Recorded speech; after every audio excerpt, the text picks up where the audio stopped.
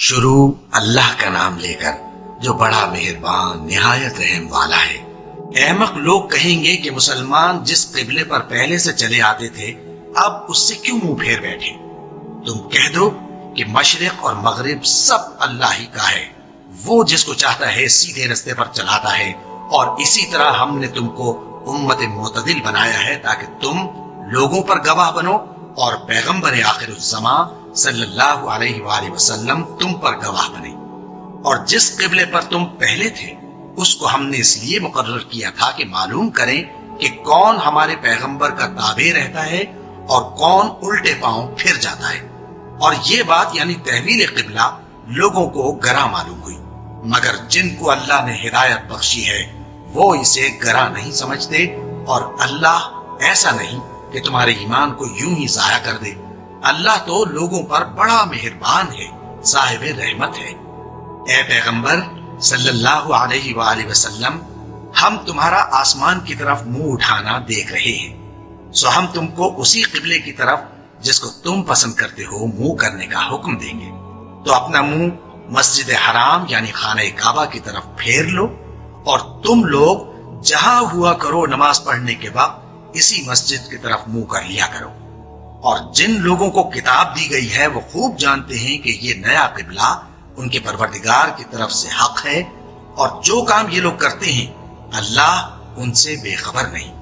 اور اگر تم ان اہل کتاب کے پاس تمام نشانیاں بھی لے کر آؤ تو بھی یہ تمہارے قبلے کی پیروی نہ کریں، اور تم بھی ان کے قبلے کی پیروی کرنے والے نہیں ہو، اور ان میں سے بھی بعض کے قبلے کے پیرو نہیں۔ اور اگر تم باوجود اس کے کہ تمہارے پاس علم یعنی اللہ کا حکم آ چکا ہے ان کی خواہشوں کے پیچھے چلو گے تو ظالموں میں ہو جاؤ گے۔ جن لوگوں کو ہم نے کتاب دی ہے وہ ان پیغمبر آخر الزماں صلی اللہ علیہ وآلہ وسلم کو اس طرح پہچانتے ہیں جس طرح اپنے بیٹوں کو پہچانا کرتے ہیں، مگر ایک فریق ان میں سے سچی بات کو جان بوجھ کر چھپا رہا ہے۔ اے پیغمبر صلی اللہ علیہ وآلہ وسلم، یہ نیا قبلہ تمہارے پروردگار کی طرف سے حق ہے، تو تم ہرگز شک کرنے والوں میں نہ ہونا، اور ہر ایک شخص کے لیے ایک سمت مقرر ہے جدھر وہ عبادت کے وقت منہ کیا کرتا ہے، تو تم نیکیوں میں سبقت حاصل کرو۔ تم جہاں ہوگے اللہ تم سب کو جمع کرے گا، بے شک اللہ ہر چیز پر قادر ہے۔ اور تم جہاں سے نکلو نماز میں اپنا منہ مسجد حرام کی طرف کر لیا کرو، بے شبہ یہ تمہارے پروردگار کی طرف سے حق ہے، اور تم لوگ جو کچھ کرتے ہو اللہ اس سے بے خبر نہیں۔ اور تم جہاں سے نکلو مسجد حرام کی طرف منہ کر کے نماز پڑھا کرو، اور مسلمانوں تم جہاں ہوا کرو اسی مسجد کی طرف رخ کیا کرو۔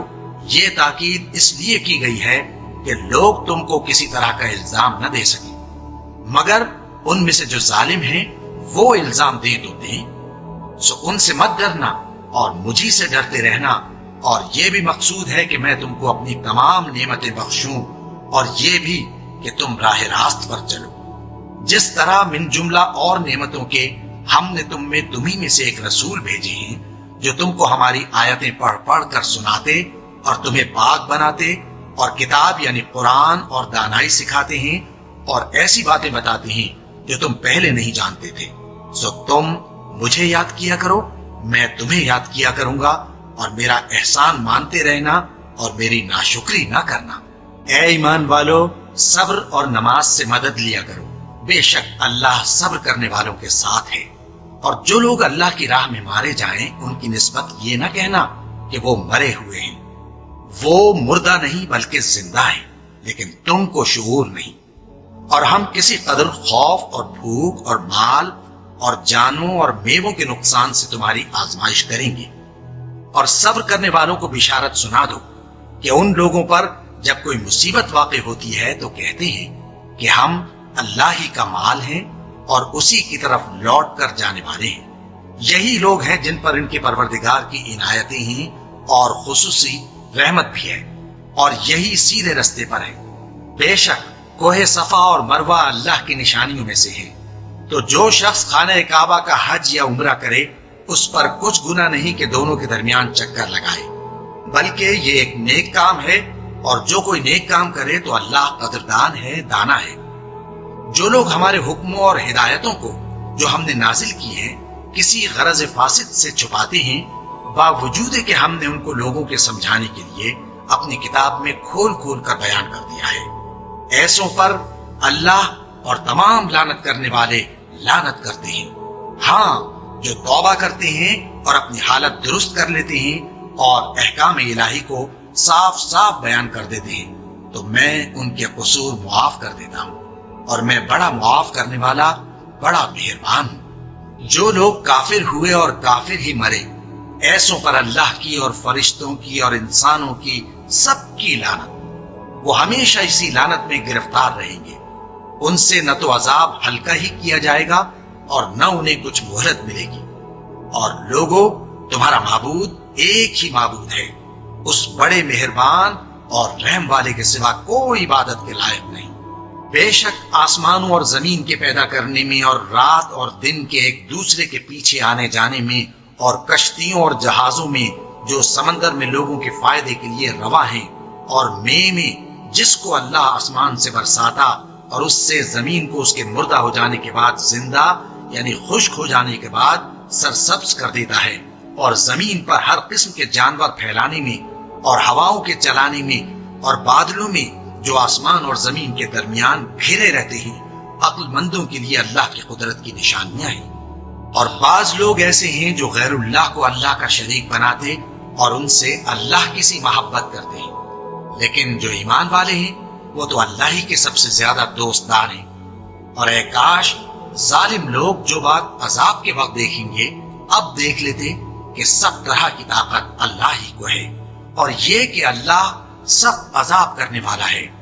اس دن کفر کے پیشوا اپنے پیروں سے بیزاری ظاہر کریں گے اور دونوں عذاب الہی دیکھ لیں گے اور ان کے آپس کے تعلقات منقطع ہو جائیں گے۔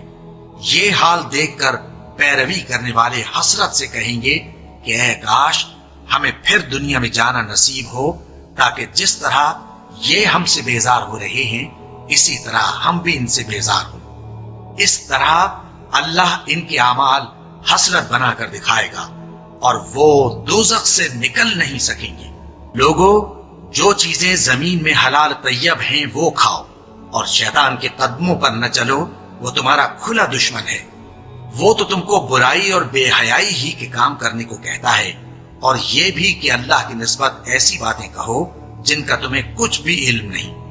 اور جب ان لوگوں سے کہا جاتا ہے کہ جو کتاب اللہ نے نازل فرمائی ہے اس کی پیروی کرو، تو کہتے ہیں نہیں، بلکہ ہم تو اسی چیز کی پیروی کریں گے جس پر ہم نے اپنے باپ دادا کو پایا۔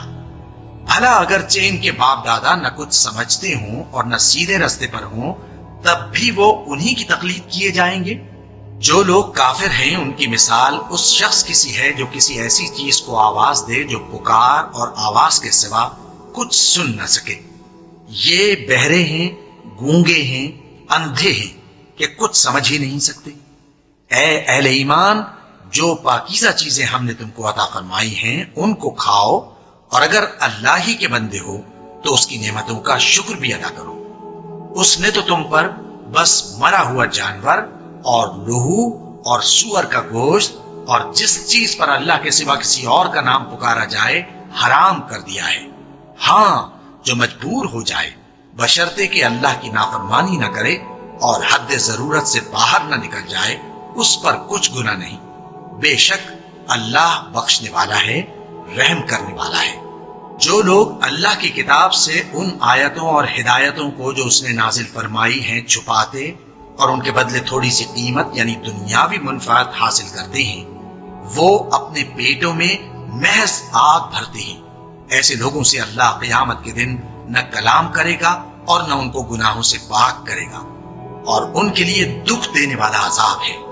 یہ وہ لوگ ہیں جنہوں نے ہدایت چھوڑ کر گمراہی اور بخشش چھوڑ کر عذاب خرید لیا۔ یہ آتش جہنم کی کیسی برداشت کرنے والے ہیں۔ یہ اس لیے کہ اللہ نے کتاب سچائی کے ساتھ نازل فرمائی، اور جن لوگوں نے اس کتاب میں اختلاف کیا وہ ضد میں آ کر نیکی سے دور ہو گئے ہیں۔ نیکی یہی نہیں کہ تم مشرق و مغرب کو قبلہ سمجھ کر ان کی طرف منہ کر لو، بلکہ نیکی یہ ہے کہ لوگ اللہ پر اور روز آخر پر اور فرشتوں پر اور اللہ کی کتاب پر اور پیغمبروں پر ایمان لائیں، اور مال باوجود عزیز رکھنے کے رشتہ داروں اور یتیموں اور محتاجوں اور مسافروں اور مانگنے والوں کو دیں، اور گردنوں کے چھڑانے میں خرچ کریں، اور نماز پڑھیں اور زکات دیں، اور جب عہد کر لیں تو اس کو پورا کریں، اور سختی اور تکلیف میں اور جنگ کے وقت ثابت قدم رہیں۔ یہی لوگ ہیں جو ایمان میں سچے ہیں، اور یہی ہیں جو اللہ سے ڈرنے والے ہیں۔ مومنوں، تم کو مقتولوں کے بارے میں قصاص یعنی خون کے بدلے خون کا حکم دیا جاتا ہے، اس طرح پر کہ آزاد کے بدلے آزاد مارا جائے، اور غلام کے بدلے غلام، اور عورت کے بدلے عورت۔ اور اگر قاتل کو اس کے مقتول بھائی کے قصاص میں سے کچھ معاف کر دیا جائے تو وارث مقتول کو پسندیدہ طریق سے قرارداد کی پیروی یعنی مطالبہ خون بہا کرنا اور قاتل کو خوشخوئی کے ساتھ ادا کرنا چاہیے۔ یہ تمہارے پروردگار کی طرف سے تمہارے لیے آسانی اور مہربانی ہے۔ اب جو اس کے بعد زیادتی کرے اس کے لیے دکھ کا عذاب ہے۔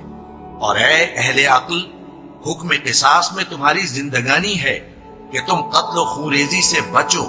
تم پر فرض کیا جاتا ہے کہ جب تم میں سے کسی کو موت کا وقت آ جائے تو اگر وہ کچھ مال چھوڑ جانے والا ہو تو ماں باپ اور رشتہ داروں کے لیے دستور کے مطابق وصیت کر جائے۔ اللہ سے ڈرنے والوں پر یہ ایک حق ہے۔ پھر جو شخص وصیت کو سننے کے بعد اس کو بدل ڈالے تو اس کے بدلنے کا گناہ انہی لوگوں پر ہے جو اس کو بدلے، اور بے شک اللہ سنتا جانتا ہے۔ اب اگر کسی کو وصیت کرنے والے کی طرف سے کسی وارث کی طرفداری یا حق تلفی کا اندیشہ ہو تو اگر وہ وصیت کو بدل کر وارثوں میں صلح کرا دے تو اس پر کچھ گناہ نہیں، بے شک اللہ بخشنے والا ہے، رحم والا ہے۔ مومنوں، تم پر روزے فرض کیے گئے ہیں جس طرح تم سے پہلے لوگوں پر فرض کیے گئے تھے تاکہ تم پرہیزگار بنو۔ روزوں کے دن گنتی کے چند روز ہیں، تو جو شخص تم میں سے بیمار ہو یا سفر میں ہو تو دوسرے دنوں میں روزوں کا شمار پورا کر لے۔ اور جو لوگ روزہ رکھنے کی طاقت رکھیں لیکن رکھیں نہیں، وہ روزے کے بدلے محتاج کو کھانا کھلا دیں، اور جو کوئی اپنی مرضی سے زیادہ نیکی کرے تو اس کے حق میں زیادہ اچھا ہے، اور اگر سمجھو تو روزہ رکھنا ہی تمہارے حق میں بہتر ہے۔ روزوں کا مہینہ رمضان کا مہینہ ہے جس میں قرآن اول نازل ہوا جو لوگوں کا رہنما ہے اور جس میں ہدایت کی کھلی نشانیاں ہیں اور جو حق و باطل کو الگ الگ کرنے والا ہے۔ تو جو کوئی تم میں سے اس مہینے میں موجود ہو چاہیے کہ پورے مہینے کے روزے رکھے، اور جو بیمار ہو یا سفر میں ہو تو دوسرے دنوں میں روزے رکھ کر ان کا شمار پورا کر لے۔ اللہ تمہارے حق میں آسانی چاہتا ہے اور سختی نہیں چاہتا، اور یہ آسانی کا حکم اس لیے دیا گیا ہے کہ تم روزوں کا شمار پورا کر لو، اور اس احسان کے بدلے کہ اللہ نے تم کو ہدایت بخشی ہے تم اس کو بزرگی سے یاد کرو اور اس کا شکر کرو۔ اور اے پیغمبر، جب تم سے میرے بندے میرے بارے میں دریافت کریں تو انہیں معلوم ہو کہ میں تو تمہارے پاس ہی ہوں۔ جب کوئی پکارنے والا مجھے پکارتا ہے تو میں اس کی دعا قبول کرتا ہوں، تو ان کو چاہیے کہ میرے حکموں کو مانیں اور مجھ پر ایمان رکھیں تاکہ نیک رستہ پائیں۔ روزوں کی راتوں میں تمہارے لیے اپنی عورتوں کے پاس جانا جائز کر دیا گیا ہے، وہ تمہاری پوشاک ہیں اور تم ان کی پوشاک ہو۔ اللہ کو معلوم ہے کہ تم ان کے پاس جانے سے اپنے حق میں خیانت کرتے تھے، سو اس نے تم پر مہربانی کی اور تمہاری حرکات سے درگزر فرمائی، تو اب تم کو اختیار ہے کہ ان سے مباشرت کرو۔ اور اللہ نے جو چیز تمہارے لیے لکھ رکھی ہے یعنی اولاد، اس کو اللہ سے طلب کرو اور کھاؤ اور پیو یہاں تک کہ صبح کی سفید دھاری رات کی سیاہ دھاری سے الگ نظر آنے لگے، پھر روزہ رکھ کر رات تک پورا کرو، اور جب تم مسجدوں میں اعتکاف بیٹھتے ہو تو ان سے مباشرت نہ کرو، یہ اللہ کی حدیں ہیں، ان کے پاس نہ جانا۔ اسی طرح اللہ اپنی آیتیں لوگوں کے سمجھانے کے لیے کھول کھول کر بیان فرماتا ہے تاکہ وہ پرہیزگار بنے، اور آپس میں ایک دوسرے کا مال ناحق نہ کھاؤ اور نہ اس کو رشوتاً حاکموں کے پاس پہنچاؤ تاکہ لوگوں کے مال کا کچھ حصہ ناجائز طور پر کھا جاؤ، اور اسے تم جانتے بھی ہو۔ اے پیغمبر، لوگ تم سے نئے چاند کے بارے میں دریافت کرتے ہیں کہ گھٹتا بڑھتا کیوں ہے۔ کہہ دو کہ وہ لوگوں کے کاموں کی میعادیں اور حج کے وقت معلوم ہونے کا ذریعہ ہے، اور نیکی اس بات میں نہیں کہ احرام کی حالت میں گھروں میں ان کے پچھواڑے کی طرف سے آؤ، بلکہ نیکوکار وہ ہے جو پرہیزگار ہو، اور گھروں میں ان کے دروازوں سے آیا کرو اور اللہ سے ڈرتے رہو تاکہ کامیاب ہو جاؤ۔ اور جو لوگ تم سے لڑتے ہیں تم بھی اللہ کی راہ میں ان سے لڑو، مگر زیادتی نہ کرنا، کہ اللہ زیادتی کرنے والوں کو دوست نہیں رکھتا۔ اور ان کو جہاں پاؤ قتل کر دو، اور جہاں سے انہوں نے تم کو نکالا ہے یعنی مکے سے، وہاں سے تم بھی ان کو نکال دو۔ اور دین سے گمراہ کرنے کا فساد قتل و خونریزی سے کہیں بڑھ کر ہے۔ اور جب تک وہ تم سے مسجد حرام یعنی خانہ کعبہ کے پاس نہ لڑیں، تم بھی وہاں ان سے نہ لڑنا۔ ہاں، اگر وہ تم سے لڑیں تو تم ان کو قتل کر ڈالو، کافروں کی یہی سزا ہے۔ پھر اگر وہ باز آ جائیں تو اللہ بخشنے والا ہے، رحم کرنے والا ہے۔ اور ان سے اس وقت تک لڑتے رہنا کہ فساد نابود ہو جائے اور ملک میں اللہ ہی کا دین غالب ہو جائے۔ پھر اگر وہ فساد سے باز آ جائیں تو ظالموں کے سوا کسی پر زیادتی نہیں کرنی چاہیے۔ ادب کا مہینہ ادب کے مہینے کے مقابل ہے، اور ادب کی چیزیں ایک دوسرے کا بدلہ ہیں۔ بس اگر کوئی تم پر زیادتی کرے تو جیسی زیادتی وہ تم پر کرے ویسی ہی تم اس پر کرو، اور اللہ سے ڈرتے رہو اور جان رکھو کہ اللہ ڈرنے والوں کے ساتھ ہے۔ اور اللہ کی راہ میں مال خرچ کرو اور اپنے آپ کو ہلاکت میں نہ ڈالو، اور نیکی کرو، بے شک اللہ نیکی کرنے والوں کو دوست رکھتا ہے۔ اور اللہ کی خوشنودی کے لیے حج اور عمرے کو پورا کرو، اور اگر راستے میں روک لیے جاؤ تو جیسی قربانی میسر ہو کر دو، اور جب تک قربانی اپنے مقام پر نہ پہنچ جائے سر نہ منڈاؤ۔ اور اگر کوئی تم میں بیمار ہو یا اس کے سر میں کسی طرح کی تکلیف ہو تو اگر وہ سر منڈا لے تو اس کے بدلے روزے رکھے یا صدقہ دے یا قربانی کرے۔ پھر جب تکلیف دور ہو کر تم مطمئن ہو جاؤ تو جو تم میں حج کے وقت تک عمرے سے فائدہ اٹھانا چاہے وہ جیسی قربانی میسر ہو کرے، اور جس کو قربانی نہ ملے وہ 3 روزے ایام حج میں رکھے اور 7 جب واپس ہو۔ یہ پورے 10 ہوئے۔ یہ حکم اس شخص کے لیے ہے جس کے اہل و عیال مکے میں نہ رہتے ہوں۔ اور اللہ سے ڈرتے رہو اور جان رکھو کہ اللہ سخت عذاب دینے والا ہے۔ حج کے مہینے معین ہیں جو معلوم ہیں، تو جو شخص ان مہینوں میں حج کی نیت کر لے تو حج کے دنوں میں نہ عورتوں سے اختلاط کرے، نہ کوئی برا کام کرے اور نہ کسی سے جھگڑے۔ اور جو نیک کام تم کرو گے وہ اللہ کو معلوم ہو جائے گا۔ اور زاد راہ یعنی رستے کا خرچ ساتھ لے جاؤ، کیونکہ بہترین زاد راہ پرہیزگاری ہے۔ اور اے اہل عقل، مجھی سے ڈرتے رہو، اس کا تمہیں کچھ گناہ نہیں کہ حج کے دنوں میں بذریعہ تجارت اپنے پروردگار سے روزی طلب کرو۔ اور جب عرفات سے واپس ہونے لگو تو مشعر حرام یعنی مزدلفہ میں اللہ کا ذکر کرو، اور اس طرح ذکر کرو جس طرح اس نے تم کو سکھایا، اور اس سے پیشتر تم لوگ ان طریقوں سے محض ناواقف تھے۔ پھر جہاں سے اور لوگ واپس ہوں وہیں سے تم بھی واپس ہو، اور اللہ سے بخشش مانگو، بے شک اللہ بخشنے والا ہے، رحمت کرنے والا ہے۔ پھر جب حج کے تمام ارکان پورے کر چکو تو مینا میں اللہ کو یاد کرو جس طرح اپنے باپ دادا کو یاد کیا کرتے تھے، بلکہ اس سے بھی زیادہ۔ اور بعض لوگ ایسے ہیں جو اللہ سے التجا کرتے ہیں کہ اے پروردگار، ہم کو جو دینا ہے دنیا ہی میں دے دے، اور ایسے لوگوں کا آخرت میں کچھ حصہ نہیں۔ اور بعض ایسے ہیں کہ دعا کرتے ہیں کہ پروردگار ہم کو دنیا میں بھی نعمت عطا فرما اور آخرت میں بھی نعمت بخشیو اور دوزخ کے عذاب سے محفوظ رکھیو۔ یہی لوگ ہیں جن کے لیے ان کے کاموں کا حصہ یعنی اجر نیک تیار ہے، اور اللہ جلد حساب لینے والا ہے۔ اور قیام منا کے دنوں میں جو گنتی کے دن ہیں اللہ کو یاد کرو۔ اگر کوئی جلدی کرے اور 2 ہی دن میں چل دے تو اس پر بھی کچھ گناہ نہیں، اور جو بات تک ٹھہرا رہے اس پر بھی کچھ گناہ نہیں۔ یہ باتیں اس شخص کے لیے ہیں جو اللہ سے ڈرے، اور تم لوگ اللہ سے ڈرتے رہو اور جان رکھو کہ تم سب اس کے پاس جمع کیے جاؤ گے۔ اور کوئی شخص تو ایسا ہے جس کی گفتگو دنیا کی زندگی میں تم کو دلکش معلوم ہوتی ہے، اور وہ اپنے معافی ضمیر پر یعنی اس بات پر جو اس کے دل میں ہے اللہ کو گواہ بناتا ہے، حالانکہ وہ سخت جھگڑالو ہے۔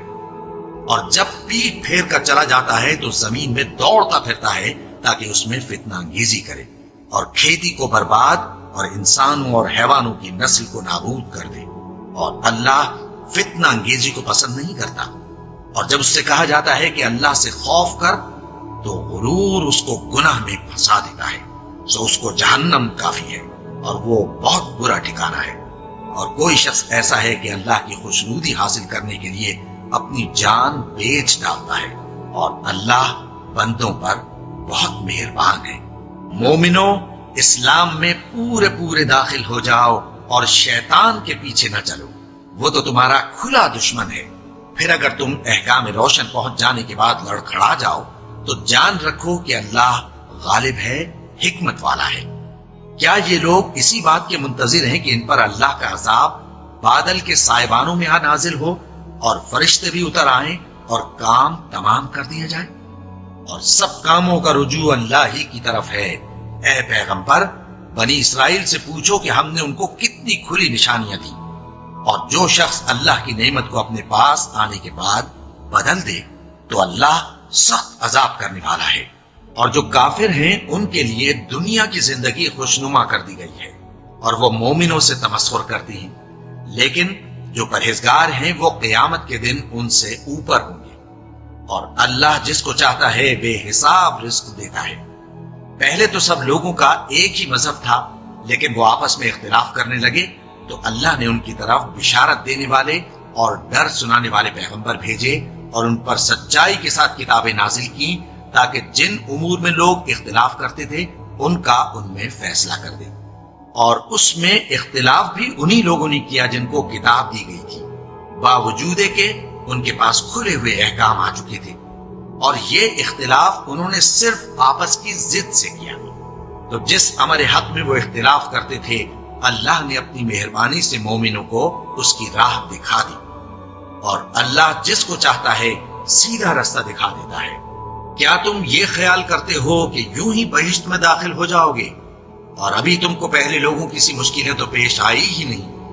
ان کو بڑی بڑی سختیاں اور تکلیفیں پہنچیں اور وہ صعوبتوں میں ہلا دیے گئے، یہاں تک کہ پیغمبر اور مومن لوگ جو ان کے ساتھ تھے سب پکار اٹھے کہ کب اللہ کی مدد آئے گی۔ دیکھو اللہ کی مدد ان قریب آیا چاہتی ہے۔ اے نبی، لوگ تم سے پوچھتے ہیں کہ اللہ کی راہ میں کس طرح کا مال خرچ کریں۔ کہہ دو کہ جو چاہو خرچ کرو، لیکن جو مال خرچ کرنا چاہو وہ درجہ بدرجہ اہل استحقاق یعنی ماں باپ کو اور قریب کے رشتہ داروں کو اور یتیموں کو اور محتاجوں کو اور مسافروں کو سب کو دو، اور جو بھلائی تم کرو گے اللہ اس کو جانتا ہے۔ مسلمانوں، تم پر اللہ کے رستے میں لڑنا فرض کر دیا گیا ہے، اور وہ تمہیں ناگوار تو ہوگا، مگر عجب نہیں کہ ایک چیز تم کو بری لگے اور وہ تمہارے حق میں بھلی ہو، اور عجب نہیں کہ ایک چیز تم کو بھلی لگے اور وہ تمہارے لیے مضر ہو، اور ان باتوں کو اللہ ہی بہتر جانتا ہے اور تم نہیں جانتے۔ اے پیغمبر، لوگ تم سے عزت والے مہینوں میں لڑائی کرنے کے بارے میں دریافت کرتے ہیں، کہہ دو کہ ان میں لڑنا بڑا گناہ ہے، اور اللہ کی راہ سے روکنا اور اس سے کفر کرنا اور مسجد حرام یعنی خانہ کعبہ میں جانے سے بند کرنا اور اہل مسجد کو اس میں سے نکال دینا جو یہ کفار کرتے ہیں، اللہ کے نزدیک اس سے بھی زیادہ گناہ ہے، اور فتنہ انگیزی خون ریزی سے بھی بڑھ کر ہے۔ اور یہ لوگ ہمیشہ تم سے لڑتے رہیں گے، یہاں تک کہ اگر مقدور رکھیں تو تم کو تمہارے دین سے پھیر دیں، اور جو کوئی تم میں سے اپنے دین سے پھر کر کافر ہو جائے گا اور کافر ہی مرے گا تو ایسے لوگوں کے اعمال دنیا اور آخرت دونوں میں برباد ہو جائیں گے، اور یہی لوگ دوزخ میں جانے والے ہیں جس میں ہمیشہ رہیں گے۔ جو لوگ ایمان لائے اور اللہ کے لیے وطن چھوڑ گئے اور کفار سے جنگ کرتے رہے وہی اللہ کی رحمت کے امیدوار ہیں، اور اللہ بخشنے والا ہے، رحمت کرنے والا ہے۔ اے پیغمبر، لوگ تم سے شراب اور جوئے کا حکم دریافت کرتے ہیں، کہہ دو کہ ان میں گناہ بڑے ہیں اور لوگوں کے لیے کچھ فائدے بھی ہیں، مگر ان کے گناہ فائدوں سے کہیں زیادہ ہیں۔ اور یہ بھی تم سے پوچھتے ہیں کہ اللہ کی راہ میں کون سا مال خرچ کریں، کہہ دو کہ جو ضرورت سے زیادہ ہو۔ اس طرح اللہ تمہارے لیے اپنے احکام کھول کھول کر بیان فرماتا ہے تاکہ تم سوچو، یعنی دنیا اور آخرت کی باتوں میں غور کرو۔ اور تم سے یتیموں کے بارے میں بھی دریافت کرتے ہیں، کہہ دو کہ ان کی حالت کی اصلاح بہت اچھا کام ہے، اور اگر تم ان سے مل جل کر رہنا یعنی خرچ اکٹھا رکھنا چاہو تو وہ تمہارے بھائی ہیں، اور اللہ خوب جانتا ہے کہ خرابی کرنے والا کون ہے اور اصلاح کرنے والا کون۔ اور اگر اللہ چاہتا تو تم کو تکلیف میں ڈال دیتا، بے شک اللہ غالب ہے، حکمت والا ہے۔ اور مومنوں، مشرک عورتوں سے جب تک وہ ایمان نہ لائیں نکاح نہ کرنا، کیونکہ مشرک عورت خواہ تم کو کیسی ہی بھلی لگے اس سے مومن لونڈی بہتر ہے۔ اور اسی طرح مشرک مرد جب تک ایمان نہ لائیں مومن عورتوں کو ان کی زوجیت میں نہ دینا، کیونکہ مشرک مرد سے خواہ وہ تم کو کیسا ہی بھلا لگے مومن غلام بہتر ہے۔ یہ مشرک لوگوں کو دوزخ کی طرف بلاتے ہیں، اور اللہ اپنی مہربانی سے بہشت اور بخشش کی طرف بلاتا ہے، اور اپنے حکم لوگوں سے کھول کھول کر بیان کرتا ہے تاکہ نصیحت حاصل کریں۔ اور تم سے حیض کے بارے میں دریافت کرتے ہیں، کہہ دو وہ تو نجاست ہے، سو ایام حیض میں عورتوں سے کنارہ کش رہو، اور جب تک وہ پاک نہ ہو جائیں ان سے مقاربت نہ کرو۔ ہاں، جب وہ پاک ہو جائیں تو جس طریق سے اللہ نے تمہیں ارشاد فرمایا ہے ان کے پاس جاؤ، کچھ شک نہیں کہ اللہ توبہ کرنے والوں اور پاک صاف رہنے والوں کو دوست رکھتا ہے۔ تمہاری عورتیں تمہاری کھیتی ہیں، تو اپنی کھیتی میں جس طرح چاہو جاؤ، اور اپنے لیے نیک عمل آگے بھیجو، اور اللہ سے ڈرتے رہو، اور جان رکھو کہ ایک دن تمہیں اس کے روبرو حاضر ہونا ہے۔ اور اے پیغمبر، ایمان والوں کو بشارت سنا دو، اور اللہ کے نام کو اس بات کا ہیلا نہ بنانا کہ اس کی قسمیں کھا کھا کر سلوک کرنے اور پرہیزگاری کرنے اور لوگوں میں صلح و سازگاری کرانے سے رک جاؤ، اور اللہ سب کچھ سنتا ہے، جانتا ہے۔ اللہ تمہاری لغو قسموں پر تم سے مواخذہ نہیں کرے گا، لیکن جو قسمیں تم قصد دلی سے کھاؤ گے ان پر مواخذہ کرے گا، اور اللہ بخشنے والا ہے، بردبار ہے۔ جو لوگ اپنی عورتوں کے پاس جانے کی قسم کھا لیں ان کو 4 مہینے تک انتظار کرنا چاہیے۔ اگر اس عرصے میں قسم سے رجوع کر لیں تو اللہ بخشنے والا ہے، مہربان ہے۔ اور اگر طلاق کا ارادہ کر لیں تو بھی اللہ سنتا ہے، جانتا ہے۔ اور طلاق والی عورتیں 3 حیض تک اپنے تئیں روکے رہیں، اور اگر وہ اللہ اور روز قیامت پر ایمان رکھتی ہیں تو ان کو جائز نہیں کہ اللہ نے جو کچھ ان کے شکم میں پیدا کیا ہے اس کو چھپائیں۔ اور ان کے خاوند اگر پھر موافقت چاہیں تو اس مدت میں وہ ان کو اپنی زوجیت میں لے لینے کے زیادہ حقدار ہیں۔ اور عورتوں کا حق مردوں پر ویسا ہی ہے جیسے دستور کے مطابق مردوں کا حق عورتوں پر ہے، البتہ مردوں کو عورتوں پر 1 درجہ فضیلت ہے، اور اللہ غالب ہے، صاحب حکمت ہے۔ طلاق صرف 2 بار ہے، یعنی جب 2 دفعہ طلاق دے دی جائے تو پھر عورتوں کو یا تو بطریق شائستہ نکاح میں رہنے دینا ہے یا بھلائی کے ساتھ چھوڑ دینا۔ اور یہ جائز نہیں کہ جو مہر تم ان کو دے چکے ہو اس میں سے کچھ واپس لے لو۔ ہاں، اگر زن و شوہر کو خوف ہو کہ وہ اللہ کی حدوں کو قائم نہیں رکھ سکیں گے تو اگر عورت خاوند کے ہاتھ سے رہائی پانے کے بدلے میں کچھ دے ڈالے تو دونوں پر کچھ گناہ نہیں۔ یہ اللہ کی مقرر کی ہوئی حدیں ہیں، ان سے باہر نہ نکلنا، اور جو لوگ اللہ کی حدوں سے باہر نکل جائیں گے وہ گناہگار ہوں گے۔ پھر اگر شوہر 2 طلاقوں کے بعد تیسری طلاق عورت کو دے دے تو اس کے بعد جب تک عورت کسی دوسرے شخص سے نکاح نہ کر لے اس پہلے شوہر پر حلال نہ ہوگی۔ ہاں، اگر دوسرا خاوند بھی طلاق دے دے اور عورت اور پہلا خاوند پھر ایک دوسرے کی طرف رجوع کر لیں تو ان پر کچھ گناہ نہیں، بشرطے کہ دونوں یقین کریں کہ اللہ کی حدوں کو قائم رکھ سکیں گے، اور یہ اللہ کی حدیں ہیں، ان کو وہ ان لوگوں کے لیے بیان فرماتا ہے جو علم رکھتے ہیں۔ اور جب تم عورتوں کو 2 دفعہ طلاق دے چکو اور ان کی عدت پوری ہو جائے تو انہیں یا تو حسن سلوک سے نکاح میں رہنے دو یا بطریق شائستہ رخصت کر دو، اور اس نیت سے ان کو نکاح میں نہ رہنے دینا چاہیے کہ انہیں تکلیف دو اور ان پر زیادتی کرو، اور جو ایسا کرے گا وہ اپنا ہی نقصان کرے گا۔ اور اللہ کے احکام کو ہنسی اور کھیل نہ بناؤ، اور اللہ نے تم کو جو نعمتیں بخشی ہیں اور تم پر جو کتاب اور دانائی کی باتیں نازل کی ہیں جن سے وہ تمہیں نصیحت فرماتا ہے ان کو یاد کرو، اور اللہ سے ڈرتے رہو، اور جان رکھو کہ اللہ ہر چیز سے واقف ہے۔ اور جب تم عورتوں کو طلاق دے چکو اور ان کی عدت پوری ہو جائے تو ان کو اپنے شوہروں کے ساتھ جب وہ آپس میں جائز طور پر راضی ہو جائیں نکاح کرنے سے مت روکو۔ اس حکم سے اس شخص کو نصیحت کی جاتی ہے جو تم میں اللہ اور روز آخر پر یقین رکھتا ہے۔ یہ تمہارے لیے نہایت خوب اور بہت پاکیزگی کی بات ہے، اور اللہ جانتا ہے اور تم نہیں جانتے۔ اور مائیں اپنے بچوں کو پورے 2 سال دودھ پلائیں، یہ حکم اس شخص کے لیے ہے جو پوری مدت تک دودھ پلوانا چاہے، اور دودھ پلانے والی ماؤں کا کھانا اور کپڑا دستور کے مطابق باپ کے ذمے ہوگا۔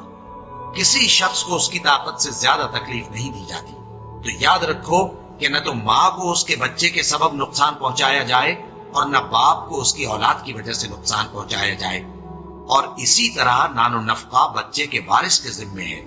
اور اگر دونوں یعنی ماں باپ آپس کی رضامندی اور صلاح سے بچے کا دودھ چھڑانا چاہیں تو ان پر کچھ گناہ نہیں، اور اگر تم اپنی اولاد کو دودھ پلوانا چاہو تو تم پر کچھ گناہ نہیں، بشرطے کہ تم دودھ پلانے والیوں کو دستور کے مطابق ان کا حق جو تم نے دینا کیا تھا دے دو۔ اور اللہ سے ڈرتے رہو اور جان رکھو کہ جو کچھ تم کرتے ہو اللہ اس کو دیکھ رہا ہے۔ اور جو لوگ تم میں سے مر جائیں اور عورتیں چھوڑ جائیں تو وہ عورتیں 4 مہینے اور 10 دن اپنے آپ کو روکے رہیں، اور جب یہ عدت پوری کر چکیں اور اپنے حق میں پسندیدہ کام یعنی نکاح کر لیں تو تم پر کچھ گناہ نہیں، اور اللہ تمہارے سب کاموں سے واقف ہے۔ اگر تم اشارے کنائے میں عورتوں کو نکاح کا پیغام بھیجو یا نکاح کی خواہش کو اپنے دلوں میں مخفی رکھو تو تم پر کچھ گناہ نہیں۔ اللہ کو معلوم ہے کہ تم ان سے نکاح کا ذکر کرو گے، مگر ایام عدت میں اس کے سوا کے دستور کے مطابق کوئی بات کہہ دو، پوشیدہ طور پر ان سے قول و قرار نہ کرنا، اور جب تک عدت پوری نہ ہو لے نکاح کا پختہ ارادہ نہ کرنا۔ اور جان رکھو کہ جو کچھ تمہارے دلوں میں ہے اللہ کو سب معلوم ہے، تو اس سے ڈرتے رہو اور جان رکھو کہ اللہ بخشنے والا ہے، حلم والا ہے۔ اور اگر تم عورتوں کو ان کے پاس جانے یا ان کا مہر مقرر کرنے سے پہلے طلاق دے دو تو تم پر کچھ گناہ نہیں۔ ہاں، ان کو دستور کے مطابق کچھ خرچ ضرور دو، یعنی مقدور والا اپنے مقدور کے مطابق دے اور تنگ دست اپنی حیثیت کے مطابق۔ نیک لوگوں پر یہ ایک طرح کا حق ہے۔ اور اگر تم عورتوں کو ان کے پاس جانے سے پہلے طلاق دے دو لیکن مہر مقرر کر چکے ہو تو آدھا مہر دینا ہوگا۔ ہاں، اگر عورتیں مہر بخش دیں یا مرد جن کے ہاتھ میں عقد نکاح ہے اپنا حق چھوڑ دیں اور پورا مہر دے دیں تو ان کو اختیار ہے۔ اور اگر تم مرد لوگ ہی اپنا حق چھوڑ دو تو یہ پرہیزگاری کی بات ہے، اور آپس میں بھلائی کرنے کو فراموش نہ کرنا۔ کچھ شک نہیں کہ اللہ تمہارے سب کاموں کو دیکھ رہا ہے۔ مسلمانوں، سب نمازیں خصوصاً بیچ کی نماز یعنی نماز عصر پورے اہتمام کے ساتھ ادا کرتے رہو اور اللہ کے آگے ادب سے کھڑے رہا کرو۔ پھر اگر تم خوف کی حالت میں ہو تو پیادے یا سوار جس حال میں ہو نماز پڑھ لو۔ پھر جب امن و اطمینان ہو جائے تو جس طریق سے اللہ نے تم کو سکھایا ہے جو تم پہلے نہیں جانتے تھے اللہ کو یاد کرو۔ اور جو لوگ تم میں سے مر جائیں اور عورتیں چھوڑ جائیں وہ اپنی عورتوں کے حق میں وصیت کر جائیں کہ ان کو 1 سال تک خرچ دیا جائے اور گھر سے نہ نکالی جائے۔ ہاں، اگر وہ خود گھر سے چلی جائیں اور اپنے حق میں پسندیدہ کام یعنی نکاح کر لیں تو تم پر کچھ گناہ نہیں، اور اللہ زبردست ہے، حکمت والا ہے۔ اور مطلقہ عورتوں کو بھی دستور کے مطابق نان و نفقہ دینا چاہیے، پرہیزگاروں پر یہ بھی حق ہے۔ اسی طرح اللہ اپنے احکام تمہارے لیے بیان فرماتا ہے تاکہ تم سمجھو۔ بھلا تم نے ان لوگوں کو نہیں دیکھا جو شمار میں ہزاروں ہی تھے اور موت کے ڈر سے اپنے گھروں سے نکل بھاگے تھے؟ تو اللہ نے ان کو حکم دیا کہ مر جاؤ، پھر ان کو زندہ بھی کر دیا۔ کچھ شک نہیں کہ اللہ لوگوں پر مہربانی رکھتا ہے، لیکن اکثر لوگ شکر نہیں کرتے۔ اور مسلمانوں، اللہ کی راہ میں جہاد کرو اور جان رکھو کہ اللہ سب کچھ سنتا ہے، سب کچھ جانتا ہے۔ کون ہے کہ اللہ کو قرض حسنہ دے کہ وہ اس کے بدلے اس کو کئی گنا زیادہ دے گا؟ اور اللہ ہی روزی کو تنگ کرتا اور وہی اسے کشادہ کرتا ہے، اور تم اسی کی طرف لوٹ کر جاؤ گے۔ بھلا تم نے بنی اسرائیل کی ایک جماعت کو نہیں دیکھا جس نے موسیٰ کے بعد اپنے پیغمبر سے کہا کہ آپ ہمارے لیے ایک بادشاہ مقرر کر دیں تاکہ ہم اللہ کی راہ میں جہاد کریں؟ پیغمبر نے کہا کہ اگر تم کو جہاد کا حکم دیا جائے تو ایسا تو نہیں کہ لڑنے سے پہلو دہی کرو؟ وہ کہنے لگے کہ ہم اللہ کی راہ میں کیوں نہ لڑیں گے جبکہ ہم وطن سے خارج اور بال بچوں سے جدا کر دیے گئے۔ پھر جب ان کو جہاد کا حکم دیا گیا تو چند اشخاص کے سوا سب پھر گئے، اور اللہ ظالموں سے خوب واقف ہے۔ اور پیغمبر نے ان سے یہ بھی کہا کہ اللہ نے تم پر طالوت کو بادشاہ مقرر فرمایا ہے۔ وہ بولے کہ اسے ہم پر بادشاہی کا حق کیوں کر ہو سکتا ہے؟ اس سے بڑھ کر بادشاہی کے مستحق تو ہم ہیں، اور اس کے پاس تو بہت سی دولت بھی نہیں۔ پیغمبر نے کہا کہ اللہ نے اس کو تم پر فضیلت دی ہے اور بادشاہی کے لیے منتخب فرمایا ہے۔ اس نے اسے علم بھی بہت سا بخشا ہے اور تن و توش بھی بڑا عطا کیا ہے، اور اللہ کو اختیار ہے جسے چاہے بادشاہی بخشے، وہ بڑا کشائش والا ہے، دانا ہے۔ اور پیغمبر نے ان سے کہا کہ ان کی یعنی طالوت کی بادشاہی کی نشانی یہ ہے کہ تمہارے پاس وہ صندوق آئے گا جس کو فرشتے اٹھائے ہوئے ہوں گے۔ اس میں تمہارے پروردگار کی طرف سے تسلی بخشنے والی چیز ہوگی، اور کچھ اور چیزیں بھی ہوں گی جو موسیٰ اور ہارون چھوڑ گئے تھے۔ اگر تم ایمان رکھتے ہو تو یہ تمہارے لیے ایک بڑی نشانی ہے۔ غرض جب طالوت فوجیں لے کر روانہ ہوا تو اس نے ان سے کہا کہ اللہ ایک نہر سے تمہاری آزمائش کرنے والا ہے، جو شخص اس میں سے پانی پی لے گا اس کی نسبت تصور کیا جائے گا کہ وہ میرا نہیں، اور جو نہ پیے گا وہ سمجھا جائے گا کہ میرا ہے۔ ہاں اگر کوئی ہاتھ سے چلو بھر پانی لے لے تو خیر۔ جب وہ لوگ نہر پر پہنچے تو چند آدمیوں کے سوا سب نے پانی پی لیا۔ پھر جب طالوت اور مومن لوگ جو اس کے ساتھ تھے نہر کے پار ہو گئے تو کہنے لگے کہ آج ہم میں جالوت اور اس کے لشکر سے مقابلہ کرنے کی طاقت نہیں۔ جو لوگ یقین رکھتے تھے کہ ان کو اللہ کے روبرو حاضر ہونا ہے، وہ کہنے لگے کہ بسا اوقات تھوڑی سی جماعت نے اللہ کے حکم سے بڑی جماعت پر فتح حاصل کی ہے، اور اللہ ثابت قدم رہنے والوں کے ساتھ ہے۔ اور جب وہ لوگ جالوت اور اس کے لشکر کے مقابل میں آئے تو اللہ سے دعا کی کہ اے پروردگار، ہم پر صبر کے دہانے کھول دے اور ہمیں لڑائی میں ثابت قدم رکھ اور لشکر کفار پر فتح یاب کر۔ تو طالوت کی فوج نے اللہ کے حکم سے ان کو شکست دے دی، اور داؤد نے جالوت کو قتل کر ڈالا، اور اللہ نے ان کو بادشاہی اور دانائی بخشی اور جو کچھ چاہا سکھایا۔ اور اگر اللہ لوگوں کو ایک دوسرے پر چڑھائی اور حملہ کرنے سے نہ ہٹاتا رہتا تو کرۂ ارض تباہ ہو جاتا، لیکن اللہ اہل عالم پر بڑا مہربان ہے۔ یہ اللہ کی آیتیں ہیں جو ہم تم کو سچائی کے ساتھ پڑھ کر سناتے ہیں، اور اے محمد صلی اللہ علیہ وآلہ وسلم